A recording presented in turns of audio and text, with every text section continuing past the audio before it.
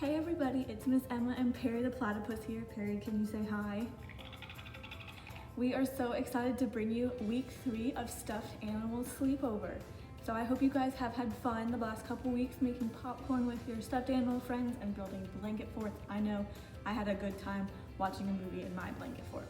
So this week we're gonna do another fun activity. We are going to make our own journals. Miss Grace is going to show you all how to do it. So I'm gonna pass it off to her for a little bit and let her go. Hey kids, it's Miss Grace, and today we're going to be making a journal. To get started, we are going to need a 5.5 by 9 inch piece of decorative paper, 5.5 by 8.5 inch pages, a 10 inch piece of twine, cardboard, and a stapler. Before we get started, we need to fold all of these pieces of paper in half. Our decorative piece of paper is going to be the outside of our journal.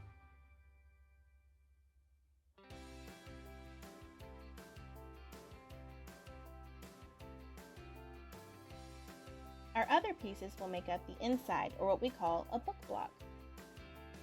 Get creative and try using different colored pieces of paper.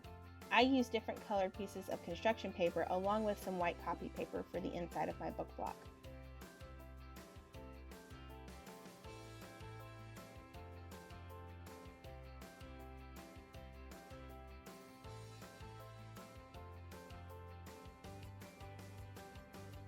Once you finish folding your pieces of paper, make sure that all of your edges face the same way. Because now, we're going to get it ready by placing each edge along with another piece of paper and folding them around one another like this to form our book block. Once that's ready, make sure you knock up your edges, meaning you get them all straight and together. Now we're going to take the outside of our book block, match our spines, and put it in our cover. It should look like a book now. Next, you're going to take your piece of cardboard. This is very important so that you don't damage your table. Lay your book flat with the inside open along the center. Now you're going to take your stapler, open it up, and staple your book block together. Be very careful.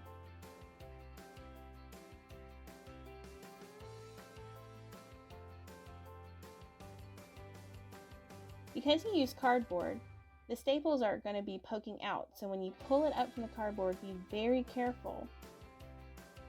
The staples will be pointy. Rather than using your finger, use the back of the stapler to push them down.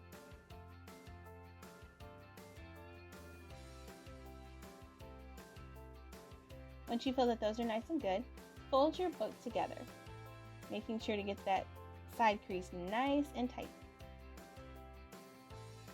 If you have some string or twine, do the same process that we did before to staple your book block together and staple a piece of twine right in the center. You're going to want to make sure that the staple saddles both sides of the string to hold it in place.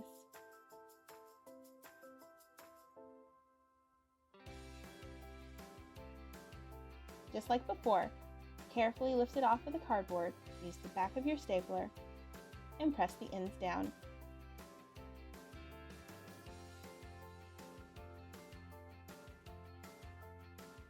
Now you have a nice finished journal, which you can tie together to keep it closed.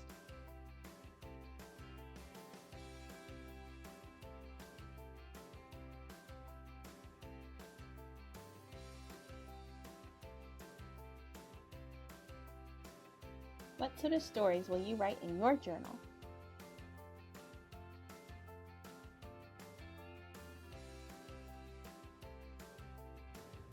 Those journals look pretty cool, guys. I'm excited to see what mine looks like when I get done making mine in a little bit.